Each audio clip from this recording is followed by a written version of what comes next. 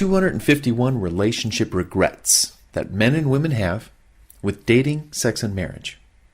Now, in this book, Find the One for Me, I'm only mentioning my other book, 251 plus relationship regrets that men and women have with dating, sex, and marriage.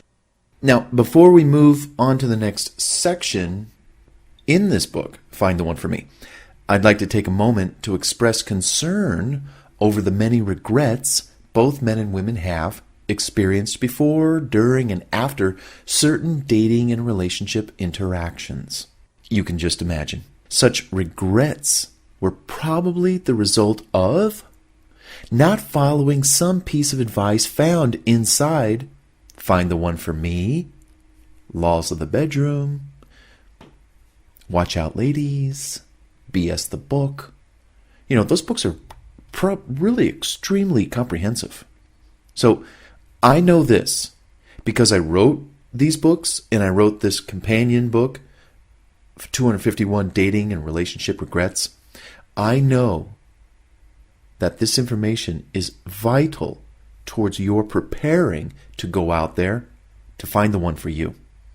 The regrets that I wrote about inside that book absolutely tug at the heart when you read about, what millions of men and women have experienced when it comes to relationship regrets.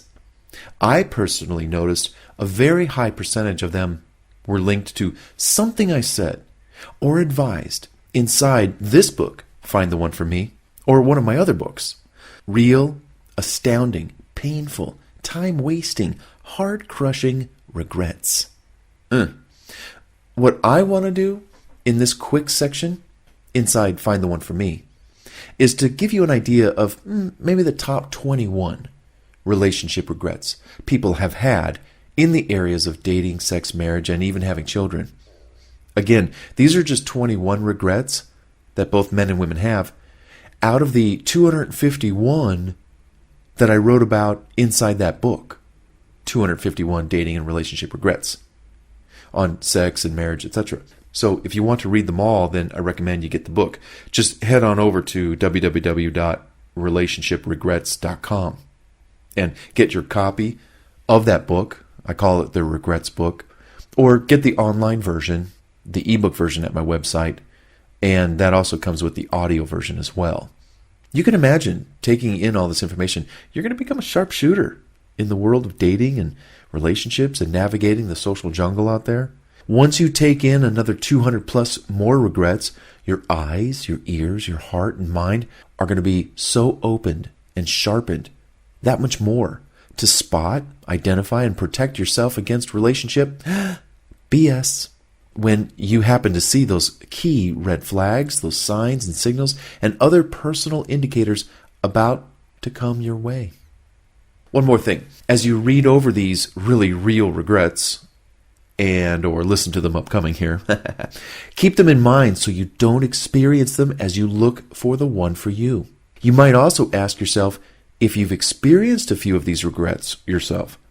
While writing the Regrets book, I read some of the regrets to my friends, and all of them said they too had experienced a number of those regrets mentioned. Bart, I can relate to that one. Check. That one too. Check. So do know you're not alone. We all regret doing or not doing something in our past relationships to avoid such regrets. The goal now is to not repeat what others or we have experienced in the area of regrets. Otherwise, our hearts, our time, our tears, our money, our energy, our future happiness will wind up similarly to these folks who have expressed their own regrets. So, don't let their regrets be yours. Do what's right. Do what you feel in your gut.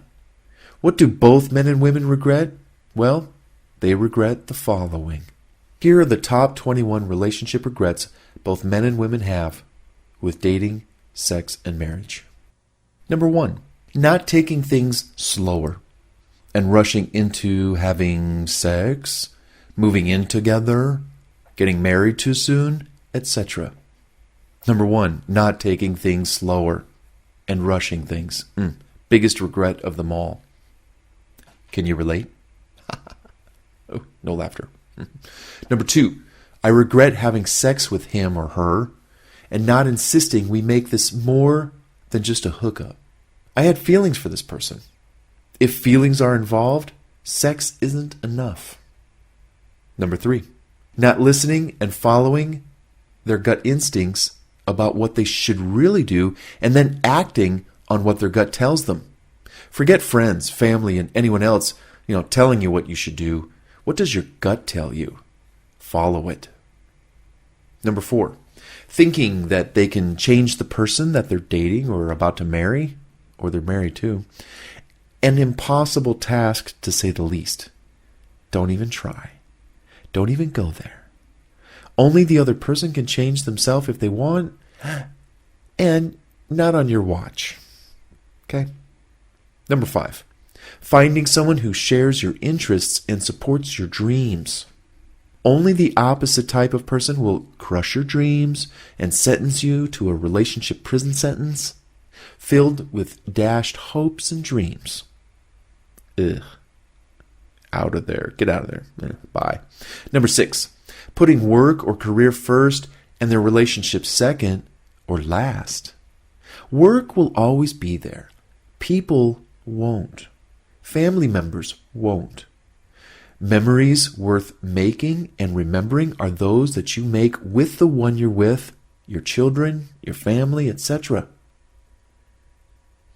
Number 7, some people regret not asking someone out when they had the chance. Not only did they snooze and lose, but they suffered the pain of regret for the rest of their life, wondering, what if they had asked that person out? How would it have turned out?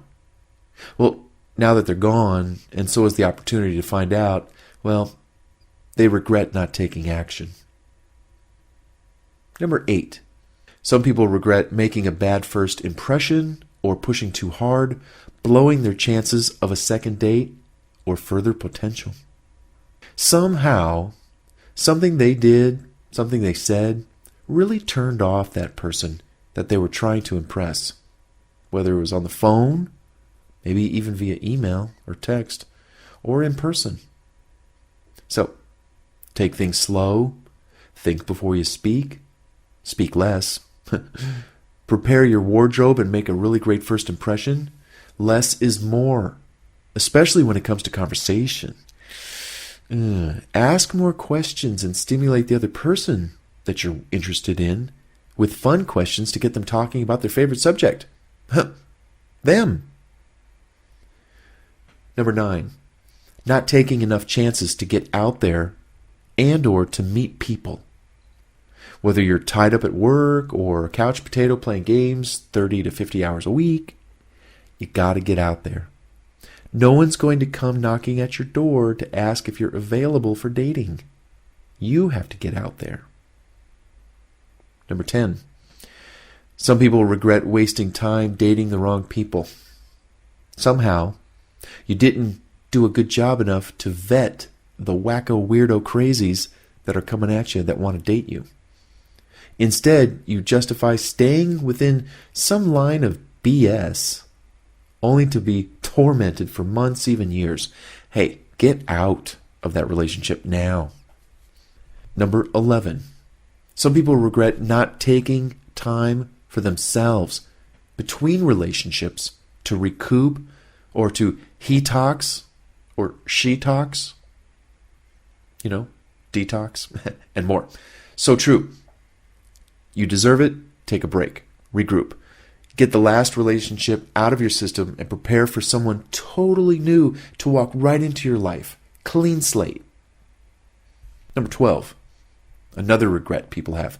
Settling for less than you deserve. Why settle?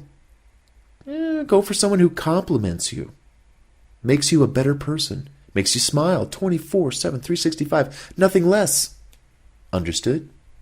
Number 13, spending too much time in self-pity, beating yourself up, and feeling guilty about something you did in your past. Right this second, I want you to forgive yourself and forgive the other person who wronged you, if they did. Now, I want you to forgive them and move on. Get in your car and just drive away. Number 14 on the regret list. People who regret stringing others along, such as, I should have been upfront, honest, and told her what I was thinking or looking for so that she could decide or we could decide to either stay or leave the relationship to find someone more suitable for our needs, wants, and desires. A lot of wasted time. Number 15, unrealistic expectations, wanting too much and thinking the other person would complete you. You know, completing you is your job. You should only enter relationships when you are happy inside due to your own perspective on life and how you live your life. Number 16, wasting your time, dating or marrying the wrong person because you didn't put in the effort to really find the best one suited for you. You know, never pick someone just because they're the first person to come along in a while, or it's convenient, or you're desperate. Sure, evaluate them, but chances are the right one, the one for you, is meant to be for you to help grow you, not for you to get on their bus and ride down the road of life for their needs, wants, etc. Number 17, not insisting on full transparency regarding finances, such as how you and your spouse earn, spend, and save money. This is a must, especially for women. You don't need a prenup to say, if I don't have 100% oversight and training on how we handle our finances, I'm not marrying you. I want to know. I have a right to know. You have an obligation to share everything with me. In case something happens to you or to me, I want to be protected. Again, this is non-negotiable. And you know, I have somebody in mind who married a man, excluded her from all monies, all financial transactions, taxes, income. And I hear this a lot. And when this happens, typically it's to hide something. Hookers, gambling, drugs, bad habits, addictions. So, non-negotiable. If you don't have 100% transparency with how the money is earned, spent, or saved, forget that guy. Forget that gal. You know, just walk away. It's more trouble than it's worth. Number 18, putting the other person first and not looking out for your own needs, wants, and desires. You know, you can't keep putting the proverbial oxygen mask on everyone else and not take care of yourself first. You heard it. Now do it. Take care of you and others. You first, everyone else second.